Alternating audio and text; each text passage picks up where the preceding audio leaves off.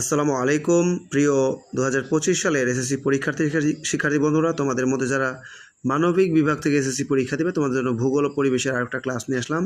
এই ক্লাসে স্থানীয় সময় কাকে বলে এবং জিআইএস কেন গুরুত্বপূর্ণ ব্যাখ্যা করে দুটো প্রশ্নের উত্তর দেওয়া হবে। চলে যাচ্ছি মূল পড়া দিকে। 1 নম্বর প্রশ্ন উত্তর, আকাশের সূর্যের অবস্থান থেকে যে সময় নির্ণয় করা হয় তাকে স্থানীয় সময় বলে।